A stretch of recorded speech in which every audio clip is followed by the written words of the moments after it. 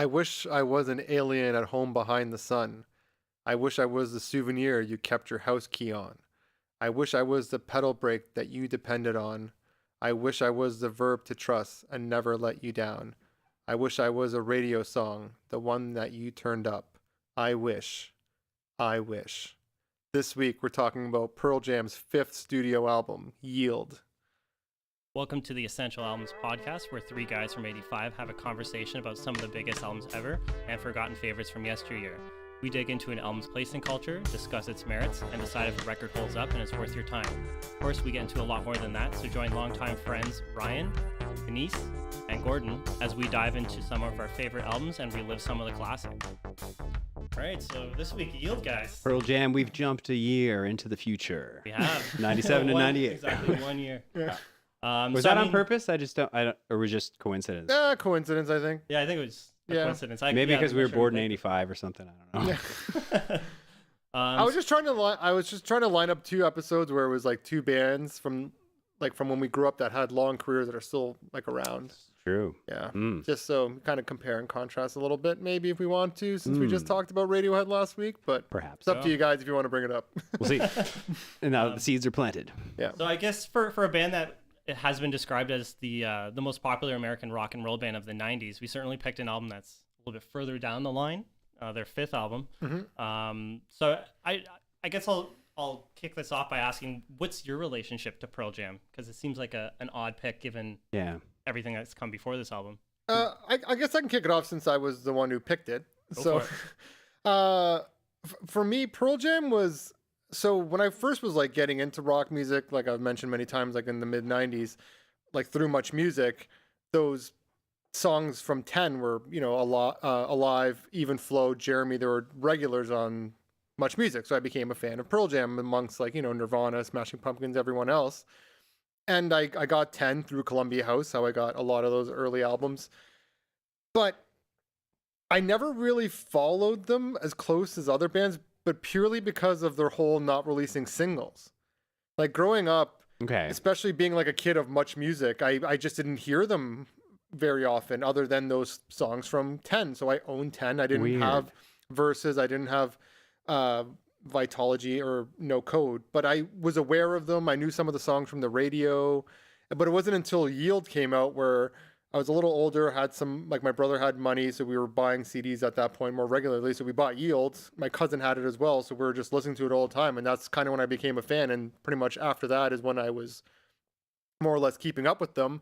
But I'm not for now, my relationship with them, I still listen to them. Like their album that came out last year, I had it on Spotify. I played it, had songs on my playlist. But I'm not a big fan. I'm more certain songs and singles, that sort of thing. Right. I'll jump, but it's not just singles. There's some album tracks, and it's not just one album or one era. It's all over the place. Every album has highs and lows, good songs, that I like. But so for me, it's a band I've liked forever, but not one of my favorites, but I have some songs I really love. So that's sort of my angle coming into this week in Pearl Jam. Yeah, I don't know. What's it for you, Ryan? It's pretty similar-ish, except for it's weird because, like you said, they don't have a lot of singles, and Much Music was a big influence on you, whereas Edge 102 was a big influence on me at the same time. And a lot of the songs were getting played. A lot of the songs from Yield, a lot of different Pearl Jam songs would end up on the radio. I don't know if they just didn't have videos for them. Well, again, also we should mention. Well, I'm sure we'll get to it, but Yield was also their return to music video. Oh, they had a music video for Do the Evolution. Yeah. Though I had the album before that video came out, but it seemed that at this point too, they seemed to kind of come out of their hiding that they were doing after releasing those original songs. But my connection with them it's weaker than some of the other bands we've talked about as well. It's kind of I like Pearl Jam, and I'll listen to some songs or collections of songs that had a decent collection from Napster, but I don't think I ever bought an album. A friend of mine, guitar player in my band in high school, I think it was around the time, or I was listening to I was listening to Brain of J. That's right, because I remember I got it from Bang off of one of your Bang releases, the first track. My infamous compilation CDs in high school. Yeah. But he's like, oh no, don't listen to that. Listen to 10. So I listened to 10. I didn't really like it. Yeah. At that age, I don't know, or I knew like Even Flow and stuff, Yeah. but How about now? Do you still listen to their new stuff? no, I like singles I'll follow, but that's about it. Yeah. But so Yield I hadn't actually listened through until we did this like Okay. for this podcast, but like I was really impressed. And a lot of the songs like I already knew because Mhm. I don't know if they're singles or not, but they were playing They're them on one the of radio. those bands too where it seems like there's so many people. Ryan just spilled some water, but they're also one of those bands that so many people are huge fans of. So for me, they seem like a staple of backyard barbecues. If you go to a cottage, or I'm not a big camper, but even the one time I went camping, it was played the whole weekend. They just seem like that. Their fans are those types of people. Like I made the joke of this week, by the end of the week of listening to Pearl Jam, I'll have my hair grown out, have my shirt off, waving it over my head on my roof while blasting like, I don't know, Animal off verses or something. But I don't know. How about Gordon? You listen? Yeah, I think I probably have kind of like a similar path to it. Cleaning up the studio real quick. But yeah, no, I think I kind of have a similar path to what you guys kind of dealt with. I had a friend who lived a few doors down, and he was a couple years older than me, but he introduced me to Ten and Vitalogy. So I knew those albums, and then it kind of seemed like it was radio silence because I wasn't buying the albums. That was my exposure. So it seemed like it was like they went quiet from like that whole time. And then I remember hearing it seemed like when Yield came out, that was a big deal when that dropped, and I didn't understand why, but it just seemed like everybody around was like buying that album and was really interested in getting it. And then yeah, I mean when I was being first introduced into like Pearl Jam, I was like much younger, so this was like we're pretty much searching songs for swear words back then. So it's like oh man, he So remembers true. like picking on the harmless little fuck. It's like, yeah. But do you think the issue is that we're just too young? Like we're too young for their like Well, that's part of what, it. stuff. Part That's of it. actually what I was gonna say, because like getting into those early grunge '90s rock bands, as you had your Nirvana, Smashing Pumpkins, Soundgarden, Pearl Jam. Those were like the list of bands, but Pearl Jam was the most like rootsy rock out of all of the bands. It was like rock. Yeah, it seemed yeah. like they seemed the most evolution of rock, but with the grunge, production and guitars, distortion and stuff. It's a band that can, like, my dad liked the songs, you Yes. know? Yeah. I could see that happening. And so I think for me, being like a kid who was more into the Nirvana types of things and more sort of punkier, or this, Smashing Pumpkins where it's kind of fuzzier and that sort of stuff, I wasn't gravitated towards Pearl Jam as much. Plus, they didn't really have the singles other than those 10. And when you're a kid, and especially in the mid 90s, you couldn't just jump on YouTube and listen to their new album, or jump on Spotify. You had to buy it. And being like a 10-year-old kid, I did not have money to buy it. Yeah, and like realistically, like how much music were you buying? Like I didn't start buying music until probably like '96 when I bought my first CD, or it was a cassette for sure. But like I didn't have the ability to buy this music. My parents weren't listening to this kind of stuff. So yeah, so for me, I remember it was when Yield came out. I think, I was like 12. My cousin got it early, so we knew it through that. So then it just became like, oh, this is a good album, we want to get it. I don't remember if my brother bought it or my parents bought it for us. But then after that, it was binaural. That was the download era, so I downloaded that. And then after that, I pretty much bought the next 3 albums just because I had the money, and I was sort of buying everything at the time. Yeah, you're back into it. And then ever since then, they release it. You add it to your Spotify. But I never had like an attachment like with Radiohead that we talked about last week or something like that. I don't know. I just see there's like a little bit of a disconnect. And I think you're right about those certain elements are missing. Like certain elements from the 80s, probably the punkiness and the fuzziness that came out of shoegaze stuff. Like that was kind of like more 80s music influences. And I don't know, Pearl Jam, like when did their first album come out? 91. So like their probably primary influences aren't what was happening right in the 80s, right there. Yeah. It was probably clearly they have the 70s rock. They've cited, like the Who's a really big influence. And, like, the Who's a great example. Great That sort of comparison, thing. Yeah. They're a rock band, like a rock. Yes, like a rootsy rock. Yeah. Yeah, like they felt very much of just like the evolution of rock, especially during that era. And for me, I was always more gravitated towards their more rock out songs as opposed to their more arena rocky sort of, Yeah. those, the ones that everyone loves that you could just imagine Eddie Vedder just belting at a live show with like everyone with their lighters in the air. That's true. and Yeah. stuff. Like, Low light. Totally. That's the lighter and song. I know like for them, like their live show is a big part of it. So that's probably also a disconnect because I've never seen them live, though I've always wanted to see them live. But yeah, I don't know. I was more into the rock out stuff like I was saying, as opposed to the more arena stuff. That's why for me, especially like after the Yield era, when they got more into the garagey rock, is when I was more into them. Mm-hmm. Yeah. And that's when they were kind of like officially kind of stepping out of like that grunge spotlight. Yes. Like I don't know if the No Code is kind of No stepping out Code. of that. No Code was like the transition. I felt like that's when they sort of lost the like that 90s production. Yeah. Well, that explains why Brain of Jay was on Bang. That's a pretty rocking song. Yeah. Out of I'm sure. I love that song. Brandon, Yeah. just a great opener. It is a great guitar sound. Yeah. I sorry, go I ahead. remember as a kid, we didn't like at the beginning of the song where he's like 1 2 3 4 1 2 3 4. You don't know what he's saying, and I remember me, my brother, and my cousin would always just be like, "What is evil? What is evil?" I had no idea. That's definitely not the actual count in. Like that's not the tempo of the song. It's just Oh a no, joke. that's got to be Just it. a joke. So I guess that's a good segue for us to ask some song questions and dive into the album. So I was kind of surprised to find out that this album only had 2 official singles. They were Given to Fly and Wish List. Really? Yeah, and I thought Do the Evolution was a single, but it had the video, Yeah, but it wasn't technically a Yeah, single, I even don't- though I think it might have charted the highest. yeah. I don't really understand what class. I guess because it didn't have a single CD release. Or Because do you hear that single song on the release. radio? Or, well, you're not a radio listener. Do you No. ever hear that song on the radio? Which song do they have? Do the Evolution? Yeah. Yeah. You do? Yeah, Okay. yeah. So, but the thing is that they are radio play, I think, expanded beyond their single base. Whereas if it's relying on videos, And I think the Gotta whole do. classification of single is like a whole corporate thing It is, where you have and to release it as a single. we so should you explain- can get nominated as a single. and all. why were they against the whole single thing? Does anybody know? Well, not singles. They were against music videos. They were against music Oh, videos okay. because I kind of am too. because they Eddie Vedder was like, when I was growing up, I'm trying to do an Eddie Vedder.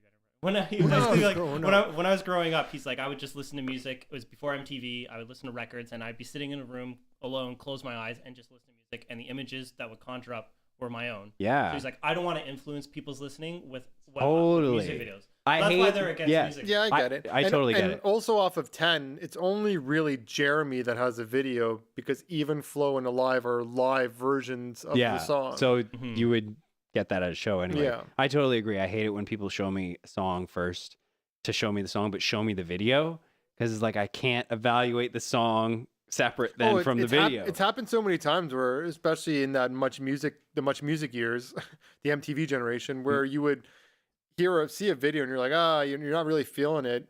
But if you need to just hear the song Yeah. later on, you're like, what song is this? Like, oh, that's the one from the video. That one with I didn't like the video. Yeah, the video can ruin it. Go both ways. So Well, because it also gives you, when you first hear a band, it gives you an image of the band, so they automatically already fit into some sort of box before you even hear a note. yeah, there's a being played. lot of branding and extra crap that is getting pushed on you through the video. Yeah. Usually, sometimes it depends. Not I- into the I- evolution really. I remember, I think maybe a couple, maybe all of us were there, but I remember my TV was on mute and it was like Much Loud or something was on, and Pulmonary Archery by Alexis on Fire was on for the never heard the song before, but just watching the video, these guys rocking out in a room, and I remember I forget who all was in the room, but we're like, this looks like it sounds good. This looks like it's a good song. It looks like it sounds good. Gotta be doing something right. I like that. Yeah, I mean, just looking over their videos, the last video that they did before this was Oceans in 92. They did this video in 98, Todd McFarlane animated it. And then their next video is until 2002 by the same director. So I'm assuming those are probably some all animated or some sort of videos that all like 5 songs by the same director, James Frost. So I don't know what those I wonder what changed Sorry. the opinion, or they're just like, oh man, we're just gonna make more money if we put videos out. maybe. Mm. And then, yeah, I mean, I guess there's other things that lead to we can get into it after, but there's other things that they've also done that are kind of crazy, like the whole Ticketmaster fiasco and that stuff. So Oh we can yeah, I get- remember something there, but I don't know the story. I just remember. Well, Yeah. well, I guess I can quickly explain it. Sure. So basically, what happened was they like to cap their tickets at a certain price, so like Yeah. to help combat against like scalpers and stuff Thanks, like that. Pearl Jam. So yeah, so they're all about the fan and the experience. And then it turns out that Ticketmaster was still adding fees on top of it and still gouging fans. Ticketmaster's not about the fan and the experience? Absolutely not. so basically, at that point, from about 94 to 98, Pearl Jam were pretty much boycotting Ticketmaster, the venues, and Right. selling their tickets through Ticketmaster. And then the Department of Justice investigated it. They testified on a subcommittee, like in Congress or whatever. And it turns out, like, yeah, Ticketmaster pretty much does have a monopoly, right? But in the end, so they canceled their summer tour for 94. Back when bands were able to do that, didn't have to rely on their concerts. And then 95, they toured outside of the Ticketmaster framework, and they thought other bands would jump on board with them to like Rage Against the Machine and all that stuff, right? But nobody else. It was pretty much just them. What about Rage Against the Machine? Not even Rage Against the Machine. Not even Rage Against the Machine. God damn it. They still rely on their label, or Ticketmaster, I guess. But so 98 is kind of like, since there is just a losing battle, right? Like they had to find venues that were like out of the way.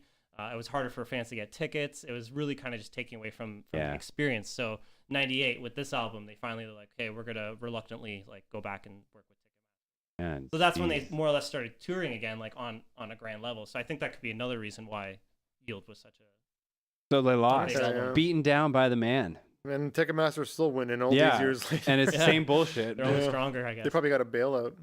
But Yeah, no kidding. No kidding. And a stimulus check. yeah.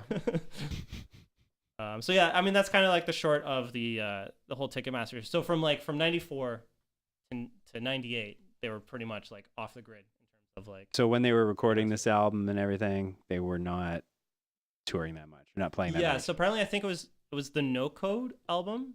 It was ready to be released or maybe it was this album. I have to double check, but basically one of those two albums was ready to go like the year prior, and then it got pushed, and everybody thought it was because of like the battle with Ticketmaster. They wanted to see how that would turn out. Yeah. And like it even meant like one of the drummers. They've kind of gone through a bunch of Yeah, drummers over the yeah, years. yeah, yeah. One of the drummers disagreed with it, and he ended up leaving the band because of it. Was it the guy on Yield? What's his name? Philip? Is his name? It was like or- something Irons. Oh, Iron. Yeah, Iron. No, so something Irons Iron. was the guy that Jack replaced him. Irons? It Yeah, was, Jack Irons. Yeah. it was Dave Abruzzi. Yeah. He was the guy that left in 94. Oh, the okay. when everything was really heating up with Ticketmaster. So they picked up the Red Hot Chili Peppers guy for this The album. original drummer from the Yeah. Did that guy do anything in between? Because there's a gap there between the first I Chili don't Peppers know. album. I know now Not it's like the dude. He's from and then, 94 to 98. and then after Hmm. this album, it became the dude from Soundgarden, who it is still Yeah. today. Yeah, which Yeah, Matt really does Cameron? make Yeah, sense Matt for the Cameron. band. Yeah, he's got the right style for this. And then band. Soundgarden disbanded, so he had the time. Why not join another huge rock band?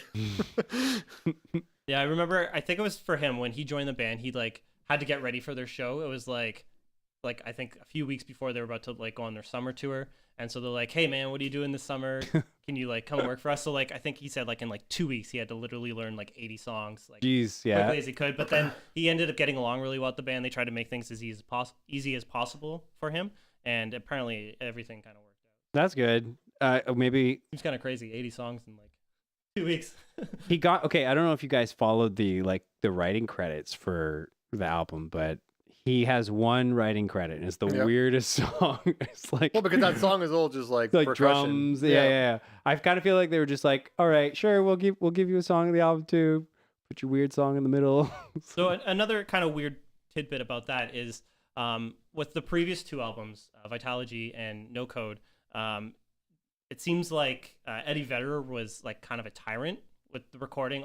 He had final say on all the decisions, Oh. or he made it set up that way. So like there's a lot of tension in the band recording and stuff like that. Yeah. With this album, it kind of the focus shifted where he was like, I don't want to do that. Like I want to be more like a band. Let's do like the group thing. No You way. focus on yeah. your areas, we'll all work together and bring it together, and then that'll take like the pressure off me recording and all, or like doing my vocals and stuff like that.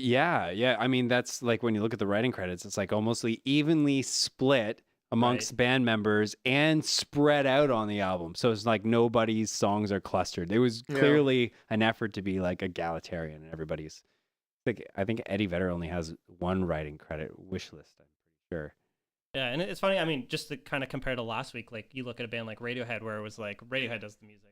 These guys have like credits for like every like, Specific- lyrics and Yeah. music. Well, it's because I'm pretty sure they just like these songs for the most part were written on their own. It's like, Also, they're each member will go off and write them and then bring plus, them to the band. the way they Right. came together is so broken up too. Like they've gone through drummers. Mhm. Originally, like three of them, I believe, Yeah. came from Mother Love Bone, and then they went on and did like Temple of Dog, where they met Eddie Vedder, and then that's how they started Pearl Jam. Like it's always been like a cluster of people. Yeah, the constants since Pearl Jam, but coming into Pearl Jam, they were all sort of loose ends that came together. So I Yeah. kind of understand that why the Yeah. the breakup is like that for the credits. Right. Plus, if it's true that Eddie Vedder wanted to lay off a little bit, why not? If you have a whole band full of songwriters, Oh yeah, they they're all clearly great are. musicians too. You can tell Mhm. there's different like lyrical styles and even writing styles between the different writers, and it kind of makes for a more interesting album that way, hmm not just one guy's perspective. So I guess we can ask some song questions. Anise, what do you think is the biggest song from this album?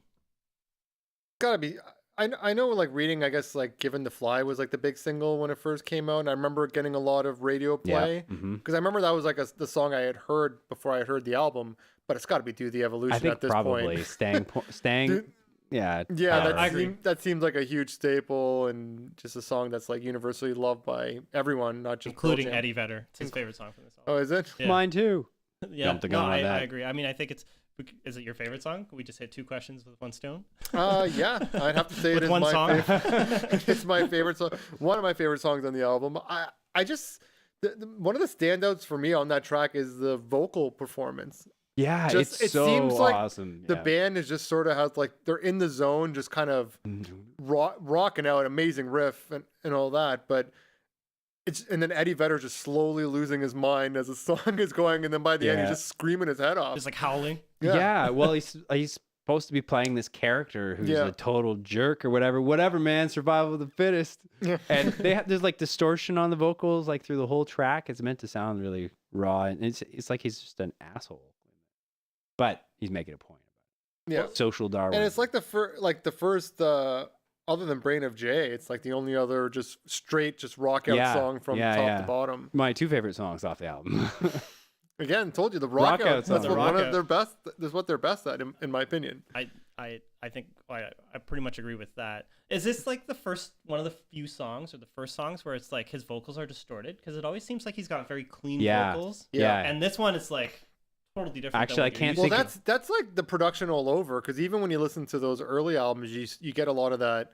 The crisper guitar sound, like the heavy chorus, where a lot of this is like muddy overdrive on the guitar. Just the Mhm. guitar tones. Just I prefer the guitar tones on this as opposed to a lot of the earlier stuff. Especially Brandon J with that Yeah. like that wah harmonics sound. It just Mhm. that's such a cool. Yeah. That's how you should use a wah, not for waka waka. Yeah. Well, you can use it for Waka Waka too. Time and place. Yeah, no, I like how based on the two or three songs that are before this, like in the sequencing, it's like this hits even harder. 'Cause Yeah. It doesn't seem like it seems like it comes out of nowhere, even like further out of nowhere, which I really like too. Like this song, it really hits on this album, and it's not only that it sounds unique; it's just kind of where the placement of the song is. hmm And then also that song's followed up by what is it? Red Bar? Is that what it's officially called? Well, it's like Or the it's color just a red, red, or on it's the a red album. It was dot, just right? a red dot. right. Yeah. That's the drummer's weird ass song. Yeah. Doesn't make any sense. I've always been a fan of that though. It's like a nice, like, interesting interlude, especially for Pearl Jam, who's a band who's very Yeah. much straightforward. Whenever they do stray, it's like a nice change. interesting. And then even on like later on the album, Push Me Pull Me, you They get do a start to stray Yeah, a you get a little bit very more. Nick Cave vibe, and you have that cool bass line. It's a whole different vibe that you don't get a lot on a Yeah. Pearl Jam album. They kind of just do their rock outs, their big, arena rock, and then like their ballady stuff. Mhm. And then when you get these little changes, it just adds like a nice spice to the album. It's pretty short too. Yeah. The color red too. So it's not. Like, Yeah, it's like just over a minute. Yeah. But yeah, you're right. I mean, usually what you get with a Pearl Jam album is like 12 songs, all just rock out songs, all could be potentially played on the radio. But Yeah. with this, they are mixing up. Like you got these interludes and stuff like that, these shorter songs, which Spoken I'm not word. really used to. Like, what the hell? Yeah, I mean, I love the song "Push Me, Pull Me" just because it's like I'm a fan of like Pearl Jam with, I don't know, we can get into his voice if you guys want, but that'll be a conversation. I think we should probably do that. I like the stuff where it's like it's variations on what they've done in the past or what you hear on the radio all the time. Because like I'm tired. I hear songs like Even Flow and Daughter, and like I hear those songs all the time. So when I hear like Push Me, Pull Me, I'm like, why aren't they doing this kind of stuff? This is like they're really good at this. Why aren't they doing more of this? Well, yeah. Well, the spoken word, we don't need more spoken word. But I like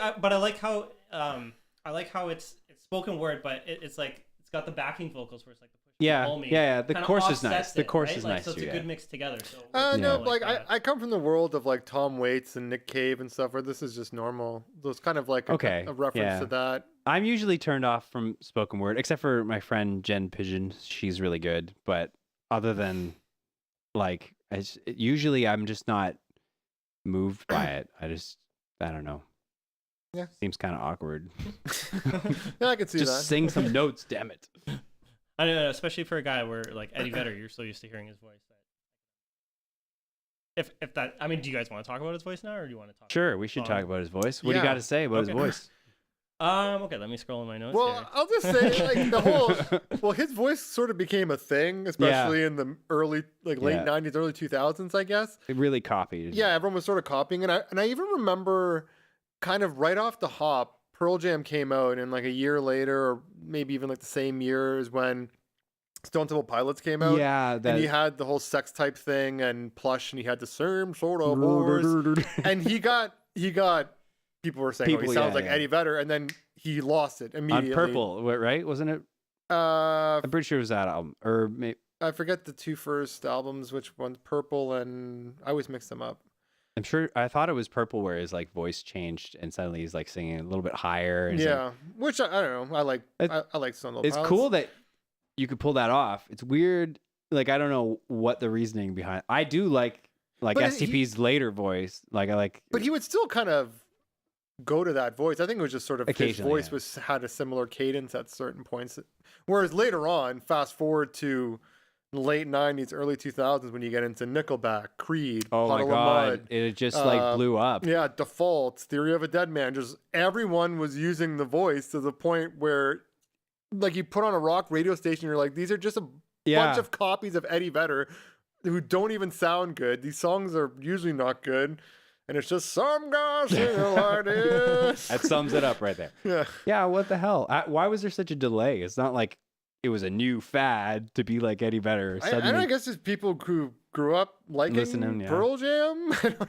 I don't know, or just an easy way to make your voice sound interesting or good. or- Yeah, I mean, I think ultimately it's his voice that prevents me from like I don't know any Pearl Jam albums, and I think it's his voice because when I hear it on the radio, and like if I hear like Daughter, I'll probably switch the station. Like it's just his voice a little bit after a while that kind of gets. Oh, really? to me. Yeah, I mean, I find the rock music like I usually like the songs by them where there's like they're switching it up. Like I like Do the Evolution, or there's a newer song Well, I called think like you're- The Fix I or The think- Fixer, which is great. yeah, I think you're pretty much saying what I was saying at the beginning, where it's the more sort of arena rocky stuff where he kind of puts on that Like those mid-tempo kind of the tracks. mid tempo where it'll be like a bit slower, have like a rock out moment and like a long solo or something. Mhm. And those are the songs where he kind of leans into it, like the depth of his the voice, power and yeah, the and the stuff. power and Right. stuff. That- Where yeah. those are kind of the songs where it's. I don't think I wasn't really attributing it to the voice, but maybe it is part of it subconsciously. But for me, it was just more of the style of song. Yeah, I like the more rock out type Because stuff. I agree, I think Alive is a really good song, but my favorite part of that song is probably like the last 2 minutes when they're just rocking out, Mhm. and like that last part of the song. The Fixer's great. I mean, just anything where they're changing it. Yeah, it's well, not the like, Fixer, because like a lot of the there's new stuff is some- a a lot mix-up. a lot poppier too. So Hmm. it's you get those elements. So you're kind of losing that whole arena-ness, which I or think that's Backspace, Worldwide Suicide. Yeah, like, yeah. those high energy songs yeah, are good. or even like that Clairvoyant song that came out last year. He kind of has that voice a bit, Hmm. but it's a completely different type of song. Oh Yeah, yeah, it's it a good kinda- beat. I heard yeah, that today, and yeah. I started that song. It's interesting because listening to that new album when it came out last year, like I like that I forget the name, whatever Clairvoyance. Hmm. I liked that song, and then when the album came out, I listened to it actually a couple of times. And I remember just thinking, oh, I'm not like it's an okay album. The production, they kind of changed. I don't know if I'm feeling it. But then listening through again this week, when you listen to those early albums and you kind of follow the whole career, it kind of works better because it is a bit of a change. You're kind of getting more of a polished, poppier sort of production. Would you say that this is sort of accidentally jumping a little bit away from the song questions, but would you say that Pearl Jam's, like, their albums are more consistent? Like, they don't steer one way, or I'd say they're consistent as like hell. It's every album is just like firing they're on. a rock album. Yeah.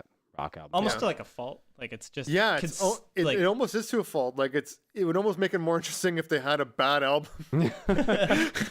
I'm into like the weirder stuff. Give me the interludes and like the hidden tracks. I know for some bands, like sometimes a misstep will lead to them to like try something different, or I don't know, or not that I want a band to release a bad album, but if you don't take any risks. Yeah, it just seems like they're not taking many risks, which I don't know has worked for them. They have their lane, they have their fan base and everything. Yeah, but like we were talking about Radiohead last week, where every album it seemed like they were taking a risk ever since the Bends. So, like again, maybe this is a little bit of the disconnect for me. I was kind of gravitated more towards that kind of stuff, and it's why. It's not that I didn't like Pearl Jam. It's just I knew what I was getting with a new Pearl Jam album. Yeah, that's actually, predictable. Yeah, because like, you can be like, oh, there's a new Pearl Jam album coming out next week. Oh, it's probably going to be good. I'll probably like 3-4 songs on it that I'll listen to all the time forever now. Yeah, I'll put them on a playlist and they'll just be on there forever. So that song you were talking called "Dance with the Clairvoyance," that was on Gigaton. Yeah, the 2020, and they were also hit by the COVID-19. Yeah, they're ready to tour that summer too. So yeah, I guess we answered the first couple questions of biggest song and favorite song. Is there a song that's overplayed from this album that you guys recall? Well, during the era, just watching Much Music, it was Do the Evolution, just because they didn't really have many videos to choose from, and when they finally did release something, it was just nonstop. They're just giving it to you, and it wasn't like they had another video come out, so it was pretty much that for a solid year or two. Mm-hmm. But now, I guess Do the Evolution gets the most love from this album. You hear Given to Fly here and there. That's the thing. Yeah, there's enough. It seems there's enough stuff.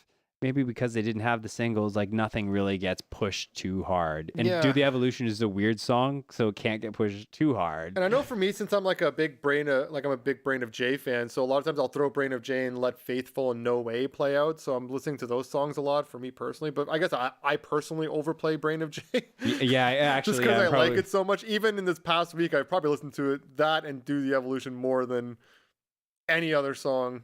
And a couple of songs from other albums. I found myself bouncing around a lot, but nothing's particularly by them is overplayed from this, I guess, at this point. I remember hearing Given to Fly on the radio a lot. That really... I was going to say, Given to Fly on the radio, like more recently, like at the time, it was Do the Evolution, but like over the years, I would say I've heard Given to Fly the most. Now, I also, In Hiding, remember hearing that as well on the radio, and it's to the point where I'm not sure if it's the guitar part,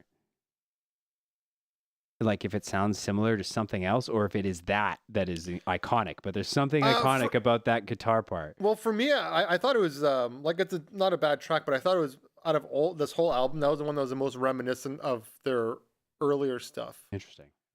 That's how I kind of viewed that song. Yeah.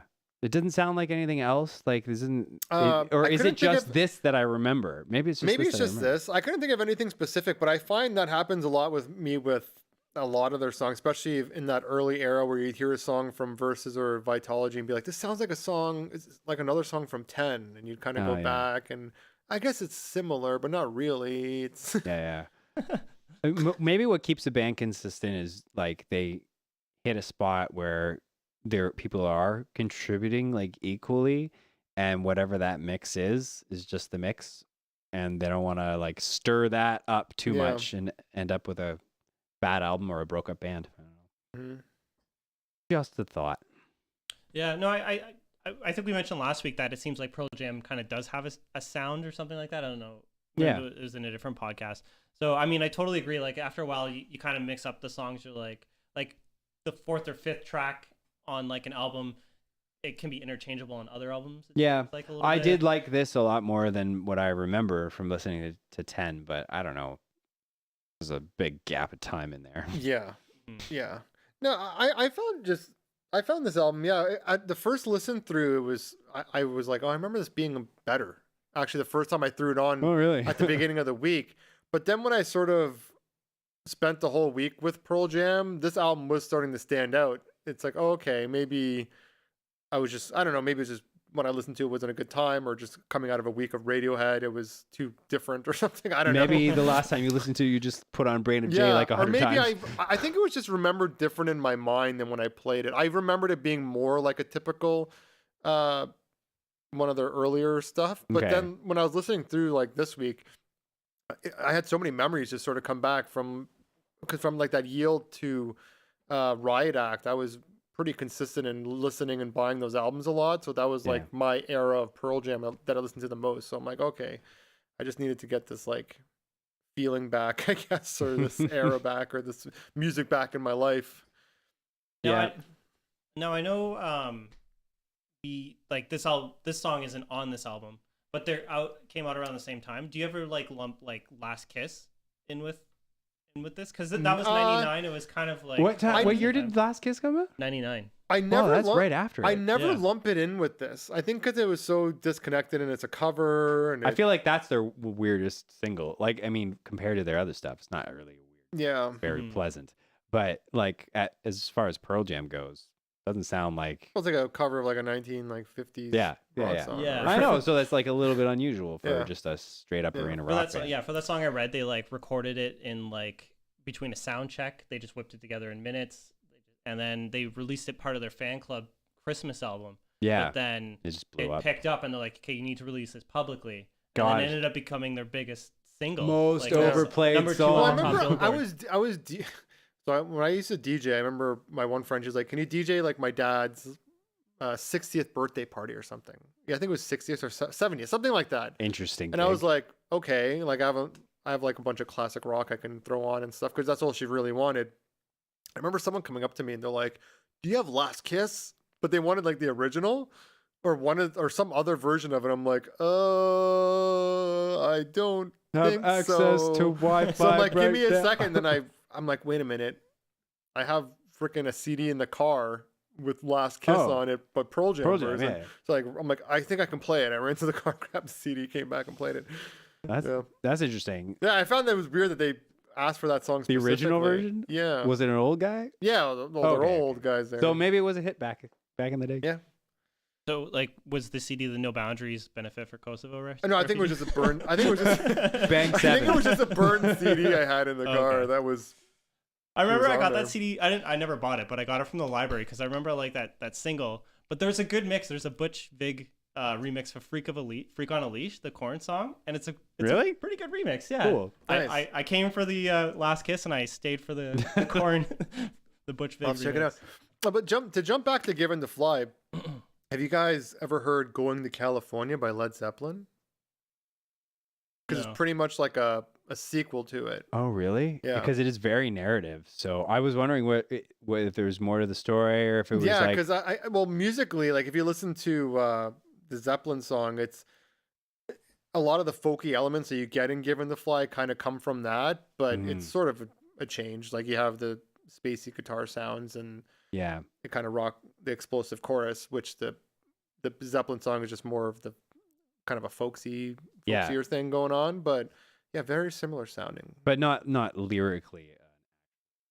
Well, no, it's supposed to be like. Oh, I it was know, I written didn't in really response to I it. didn't dive deep into the lyrics, but it's like it was written as like if you listen to it, it's like the same, Huh, like, yeah, yeah. intentionally done. Okay, now I'm gonna dive deeper. That sounds Yeah, like I don't know. really They don't have like a writing. I guess there's No. no writing credit to anyone from No. Zeppelin, but they never cited this people they stole from either. So Yeah, yeah. They wouldn't make as much money if they The did. Zeppelins are gonna come to them like a Blurred Lines situation yeah, one day. here. Now the lyrics are really, they're good for that song in particular. I mean, if the Rocketeer didn't come out in like '91, it'd be a good Rocketeer soundtrack song. So what do you guys think is an underrated track? Brain of J.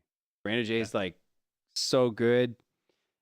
It's almost as good as Do the Evolution. So I mean, but I only heard that from like Bang 4 or whatever. Like I never heard that on the radio. See, for me, that song was never underrated because I just love that song immediately. Everyone like my friends at the time, like when I was like a kid when this came out, Yeah. they all love that track. Oh, loved it, but like I mean underrated by like the public. By the masses. It just Yeah, doesn't yeah. seem like it's one of their favorite. Like, Probably. I can picture like a Pearl Jam fan being like, "Oh, you like that song? yeah, it's like it's too grungy. Oh, I hate that song."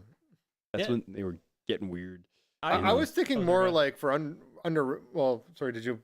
No, I was You just go. saying I agree. I mean, I like that song. It's a good opener. I like how the guitars are the driving guitar and the vocals. It all works together. And that bridge is really nice too. It just like settles Mhm. down just for a moment. Yeah.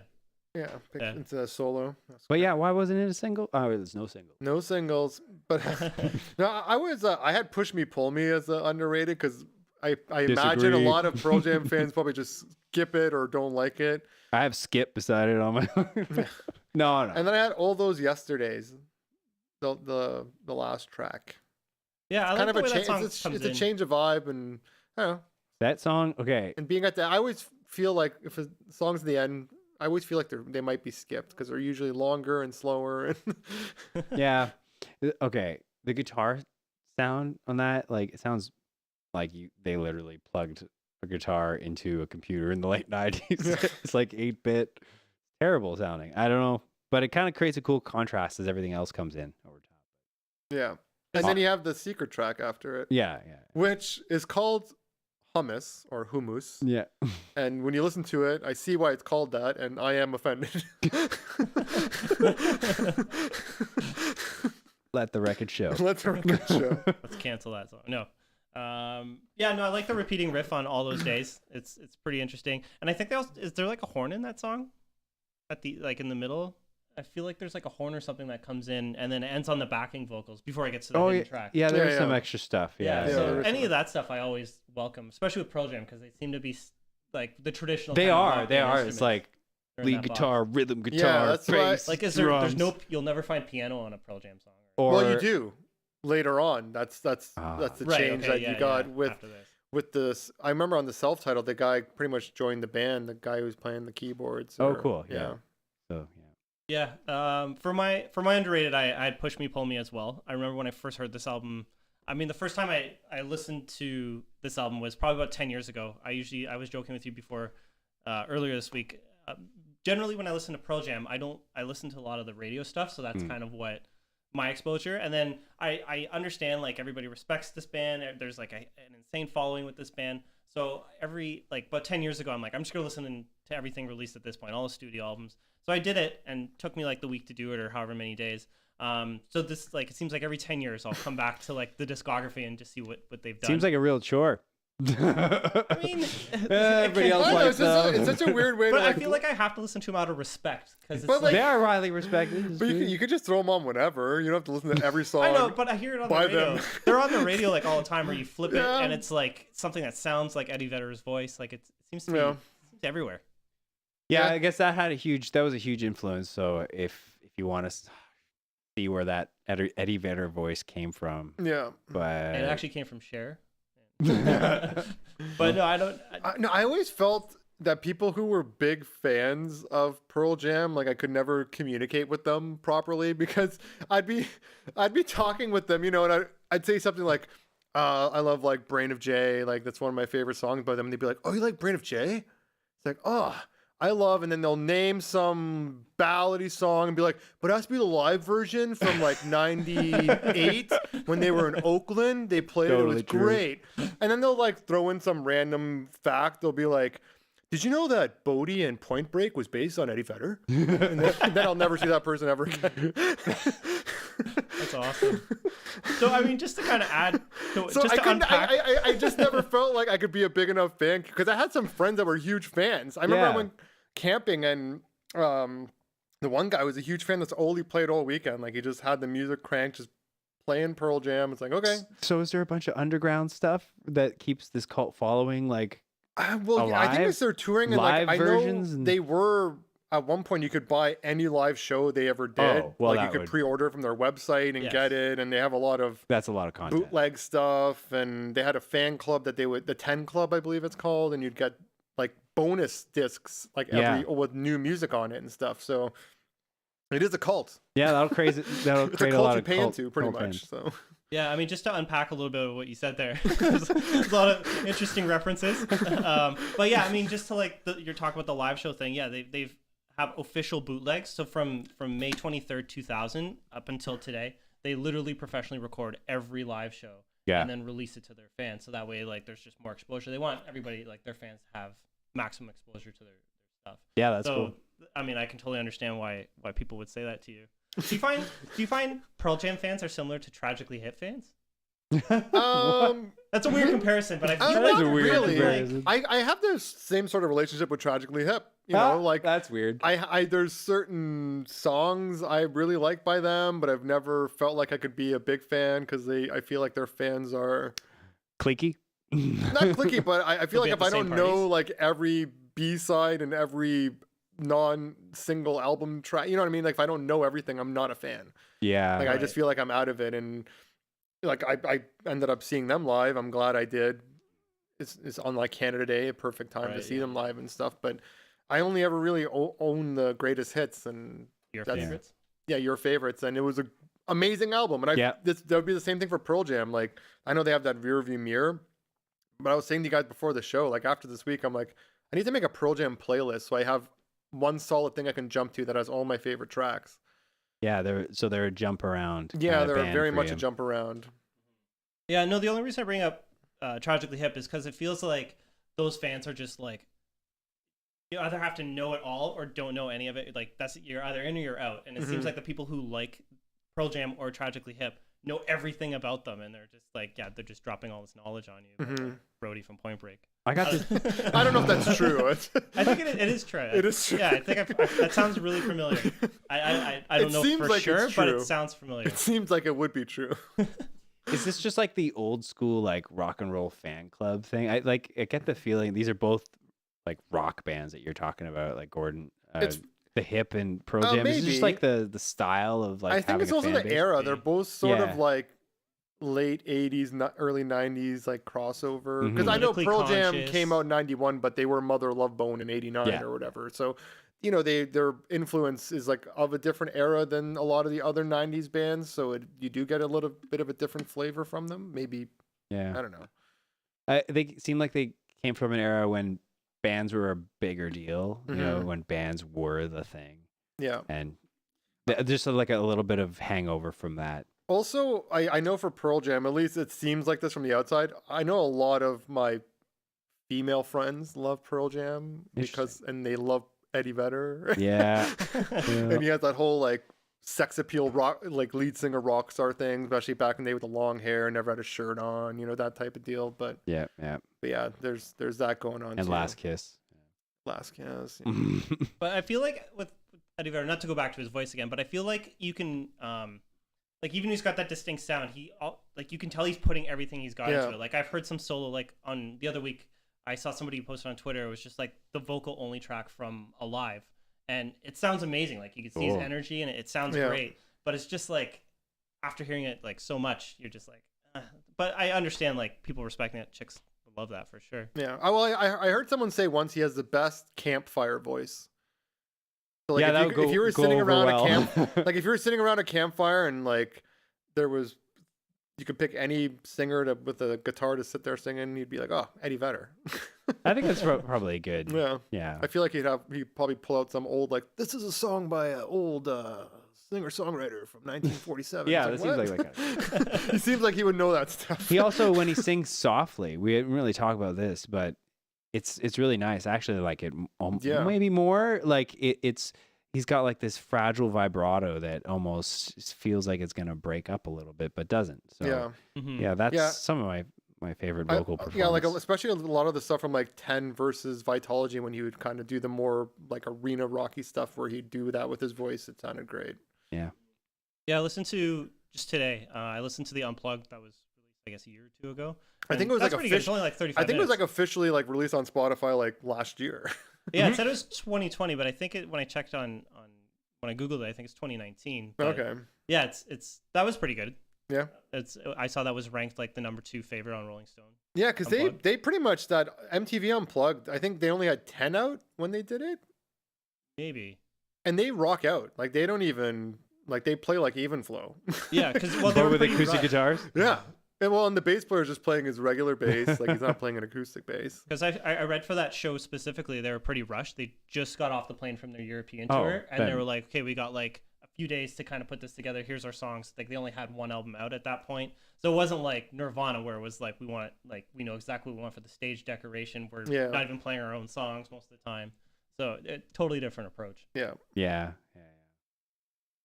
Those were huge. They still do those MTV Unplugged. They should, but I don't know. Like bands aren't just they're just not. But as they big did a like deal. I remember Jay-Z had one. Yeah, he was Didn't- pretty high. I think he was number 3 on Yeah, that. Oh, didn't cool. Lauryn Hill have one? There was some other big ones. Beyonce might, or no, Beyonce came out for Jay-Z's. I can't remember. But yeah, But there there's was a some, lot of good ones. Yeah, there were good ones, or even like VH1 Storytellers. Also good. Good show. I guess now we have things like Tiny Desk and Yeah, I guess that's kind of yeah, replacing and like colors and. Just But it's different nice things. having the strictly acoustic kind of show. This like it puts all of the artists into that frame. Yeah, You can hear, oh, what's the acoustic version?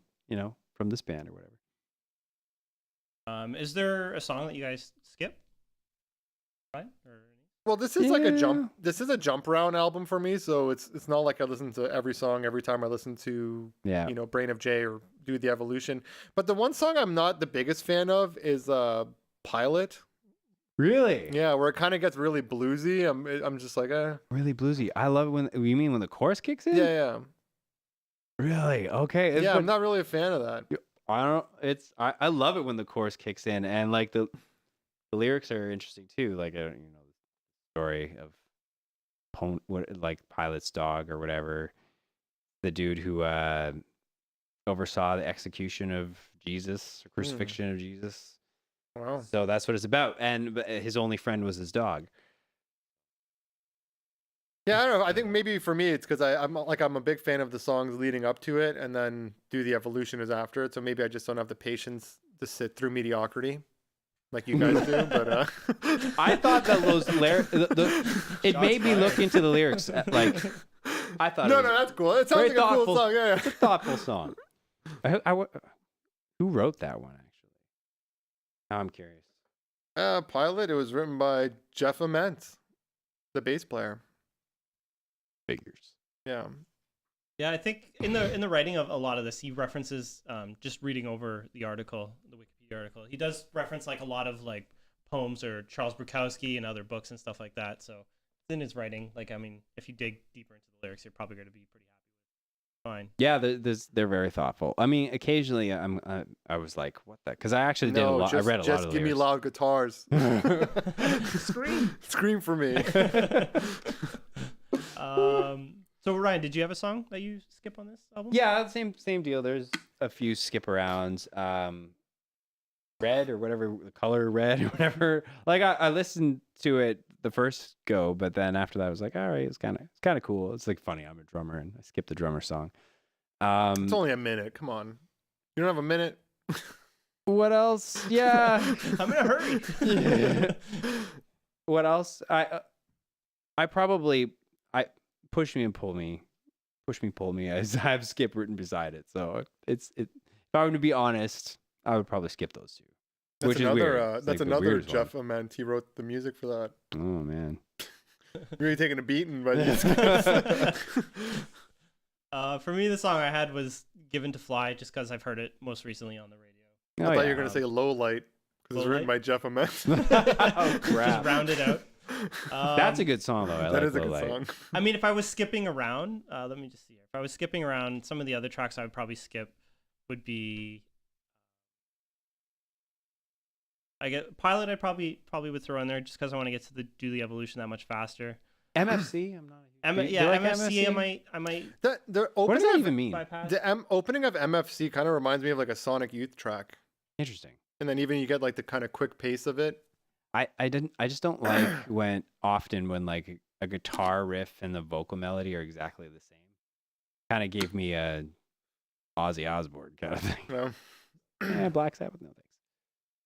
One other thing I wanted to point out, I like the song Wish List. I guess it's the other single. Okay. I like the cool thing about, I mean, this sounds like a dig, but the cool thing that I like about that song is it fades out while he's still singing. Like, Yeah, it sounds like there's like a very clever. still probably like a Yeah. minute left of the song, but they're just like, no, we're gonna. You all, it's pretty clever because what is the last line? Like, I wish I was a song you'd turn up on the radio as it's fading down. So if you want to hear what he's saying, you got to freaking turn it up. Very clever. But that song, like, I looked through the lyrics because I know that was one. I'm pretty sure that's Eddie Vedder credited for the lyrics on that one. Pretty sure. Yeah. Yeah.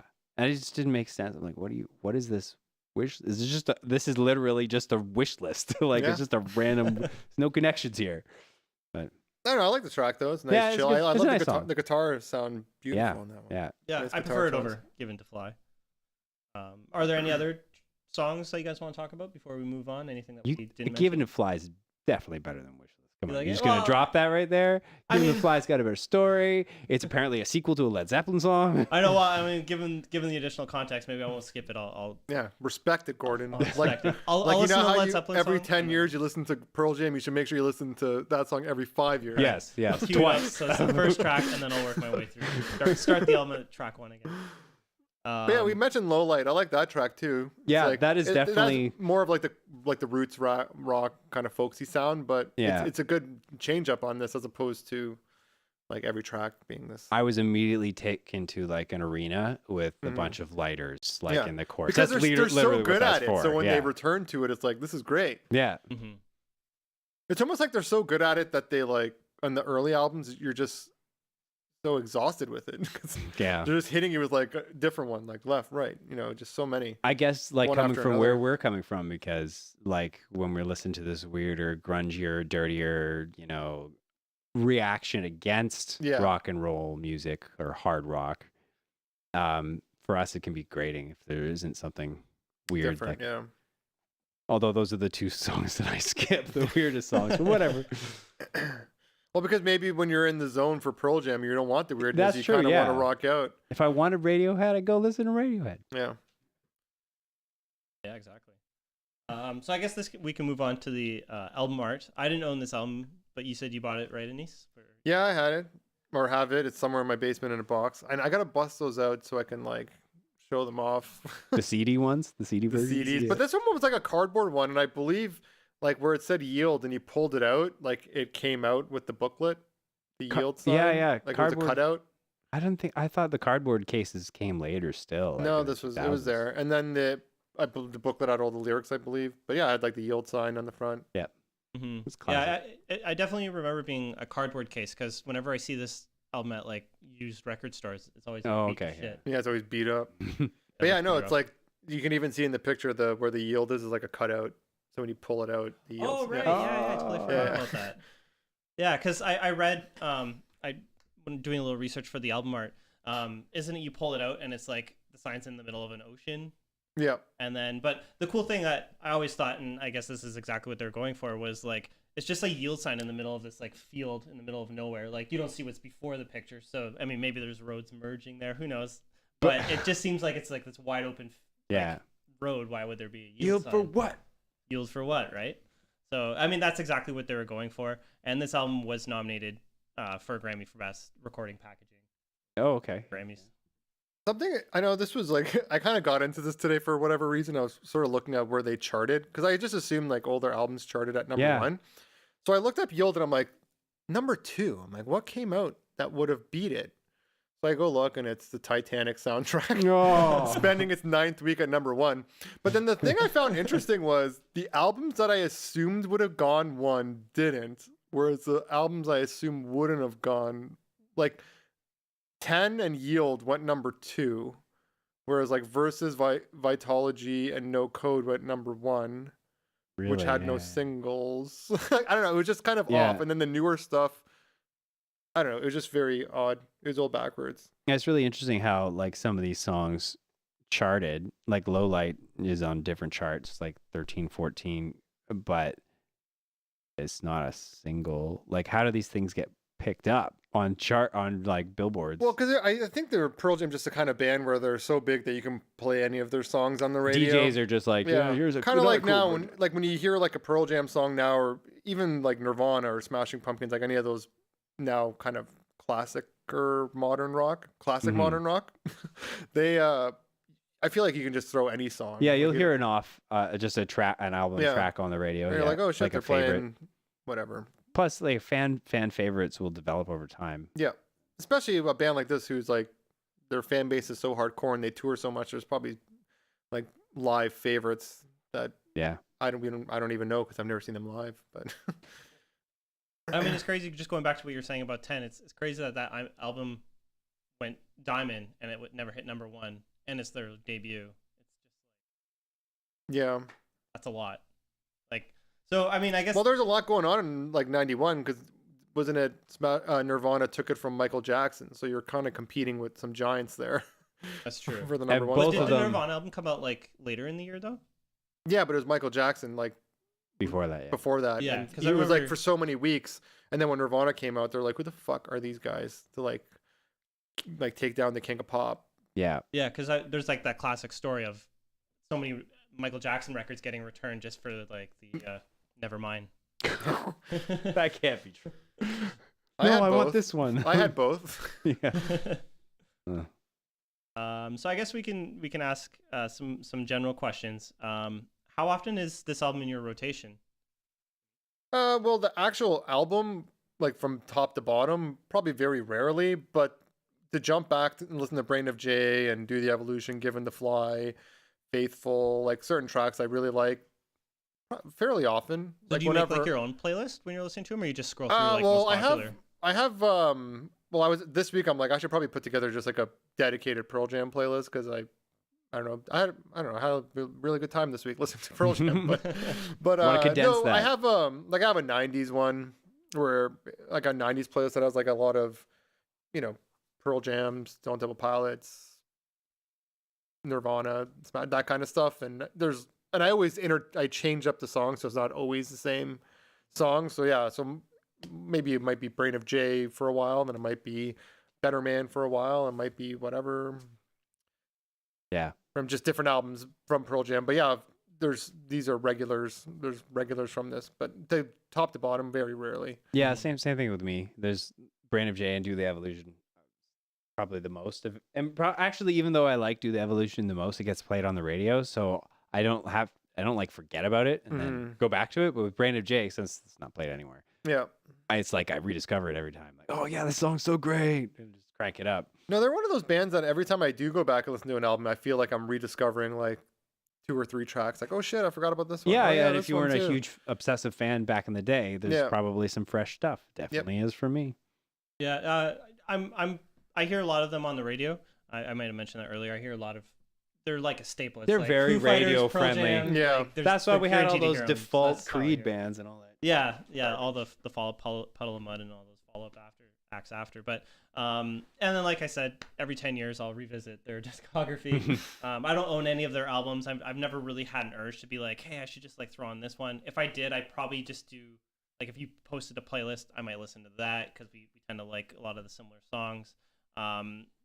Individual albums, I don't know. I might go back and maybe revisit like Backspacer now, hearing it again for the first time. Like I thought that one was pretty solid listening to it this week. But yeah, I mean, with Spotify, it makes it easier to throw anything on now. So that's the big difference. But yeah, generally, I just don't have like that urge just to like, I need to hear this song. Here's a question: with Spotify now, does it make any sense to release a greatest hits? Artists still do just because it will generate plays A little for bit those of songs. okay, yeah. Okay, interesting. And also, it's like a good introduction. Well, I know Spotify puts together playlists for each band, but it's probably also a good introduction if you are like a legacy act like Pearl Jam is at this point. So if there is a new song or someone's like, "What's Pearl Jam all about?" Just they have their Rear View Mirror album that they put out 10 years ago now though, where it is the greatest hits, but they can update it. I don't see why I not. guess so, or just add some more to the Spotify. Sometimes you see bands on Spotify as well. They'll like release their own playlist, but is that just their discography, or is it like just something they curate? Like, this is what I want you to listen I don't know, like where it's like this is Pearl Jam, that playlist you're talking about. Yeah, yeah. something I don't like know what that. I've that seen is. Billie Like I don't know Eilish who has makes one. that. I don't know if it's just based on like The robot. algorithm that are. The robot. Yeah, it's probably the robot that's just picking up. These are the songs that needs Or no, not even in that. a creepy just- voice. It's more probably like these are the songs that everyone That's true. generally listens to, and they'd probably try to mix up eras, albums, Yeah. and not just make it all the big songs or something. So I guess we're kind of hinting at it earlier. Where do you think their peak is? Like, what is their peak? Like, I mean, I almost said it when Last Kiss. it might be, but like I said like 10. Like, how do you follow that? Like, you're going diamond with your debut. Yeah. Like, who else has done that? That's true. Alanis Morissette. I mean, that wasn't really. I mean, that's her debut. Yeah, well, Nirvana. Well, that wasn't their debut either. Those songs too Yeah. from 10 get the most radio play still. Yeah, Mhm. Oh God. For sure. yeah. I don't know. It's so weird Even to flow? say. It's so weird to say that's their Jeremy, peak though. Black. I would say they have almost like two peaks because their '90s peak was obvious. Well, I guess this is both '90s though, but definitely when Versus came. When 10 came out, it was a peak, but they were brand new. It's more like a pop. Whereas I don't know. I feel like this Yield era when they sort of came out of hiding and started touring again, and they were releasing videos and Yeah. were kind of because I remember even for No Code, you had commercials on TV for the album, and it came with like a bunch of pictures in it. So they were trying to doing something different to try to Mhm. market. Where I feel like this is when they were sort of like, okay, we're one of the big bands now. We're gonna be releasing stuff and gonna Yeah. get played on the radio and Even if you debut with a diamond album or diamond, is that Yeah. what I went? Yeah. Okay. Oh, wait, eventually, yeah. You don't have a cult following yet. Like that takes time to build up. Yeah. So by the time And you then- get to 98, And when did it go diamond? I would assume it accumulated over time. It wasn't like it went diamond in '91. that's true. It's like in 1 week. Yeah. So I don't know, like their peak. It's hard to say because they're still. I feel like they just have been peaking. Like if they release an album now, it'd probably debut #1 or in the top 5. Hmm. It would get attention play put on it. When was Pearl Jam When was in, Pearl? in the pop culture? That's why I keep saying Yield when Do the Evolution came out. Yeah, yeah. Because Although- they had 10 where they had all that play as well, but then they were dormant for 7 years and then came back and had a huge album, had it with a big music video, and Given the Fly was even bigger on the radio. So I'm still gonna say Last Kiss though, because that stuff was on like Chime FM, know. Cool FM. And I all know- your moms and I were know this- listening to it on the way to work. and I know this isn't a Pearl Jam song, but that song for that soundtrack that Eddie Vedder did. yeah, the Into the Wild soundtrack. Yeah, Into the Wild soundtrack. That was a good song. Well, it was a good song, but the issue was it got so overplayed, especially in Canada, because I believe the songwriter is Yeah, Canadian. so CanCon, that's right. It falls under CanCon, so it just It's like Well, a they native played- writer too. So yeah, they played the shit out of it because now you can get Eddie Vedder on the radio and it counts as Canadian content. So. yeah, Yeah. yeah. Oh man, I remember loving that song and then hating it. That's. Trying to remember how the chorus goes. But yeah, that's the thing. That was around what year did that come out? I want to say like 03. Okay, so Early it's still 2000s. like okay. I guess it's way after this, but I don't know. I feel like the late '90s, early 2000s were really nice to Pearl Jam. Yeah, yeah, I do too. That was the Last Yeah. Kiss time. That was Yield. That was Yeah. this. Oh, sorry, it's 07. Oh, that's way later. So Yeah, we're I know way Into the off. Wild, No, I was already- that's way after that point. But Um, I do feel like maybe it's just my perspective coming from the outside. Maybe if you're a '90s kid, you're like, "What are you fucking talking about? 10 is huge." But I don't know. Our perspective from where we're coming from, I would say Yield was a big deal. That's almost like the peak in my eyes, or at least At that this point, era. Even Flow had been on the radio for like what 6-7 years. So with crazy overplay, like Yeah. Even Flow's even right up until I remember hearing that all the time on the radio through high school, and that's like the Yeah. early 2000s. Yeah, because then even when like Binaural came out, it's not like that was getting a lot of play after Mm. Yield. But then when it seemed like everything after that, they started releasing, Save You and I Am Mine and Worldwide Suicide. Mm. They were just always churning out more singles. I don't know. I Mm. guess they've always been though. I don't. So Yeah. it's hard to judge. They- This is a they- hard band to pinpoint. They when, nailed it right off the top. So it's Yeah. like they've kind of just like bang. They've and always just been kind of cultural- in there. They've but- always Yeah. been culturally relevant. yeah, pretty much. Yeah. I mean, this is the last album that went platinum, if that matters at all. But I mean, yeah, I agree. I think this is the first one where I was like, I honestly don't know. Like the first Well, time where I'm like, I don't know what their peak would be. if you I'm don't not say it's the surprised first album. about that either, because I could see a lot of the fans that came in more from the classic rock, roots rock perspective, maybe falling off at this point because they were kind of getting more into the garagey rock and Mhm. poppier rock kind of stuff. Even they've came out and admitted that that's what was happening at this point. And, Not by much. well, no, it wasn't like it was intentional. I think it was just they were becoming better songwriters and better. Yeah. Better. The production was better because now it wasn't that '90s grunge where you wanted everything to sound dirty. Everything sounded nice and clean, Hmm. and you had the nice guitar tones. So I could see people falling off, being like, "Oh, they've changed." Like I hate Brain of J. I guess, yeah. It's like such a subtle change though. But if you have like hardcore cult following who's expecting something, Yeah, you know, they I don't know. change that much in the first place. I don't know. So yeah, those two songs from the Into the Wild soundtrack were Hard Sun, which I think is the Hard one Sun, we're that's talking the about, one, yeah. and then Guaranteed was the other one. But Hard Sun is the one that has Gordon Peterson. Is that the songwriter? Yeah, he's Yeah. got the writing credit. That Have you heard the original version of it? Like with him singing it? No, I've only ever heard Yeah. that. Is It's it a been a long cover? time since I've heard I that thought it was song, just too. like. Is No, it a cover? he wrote it and recorded it, Okay. and I think they re-recorded either the whole thing or just the vocal track for the Into the Wild thing.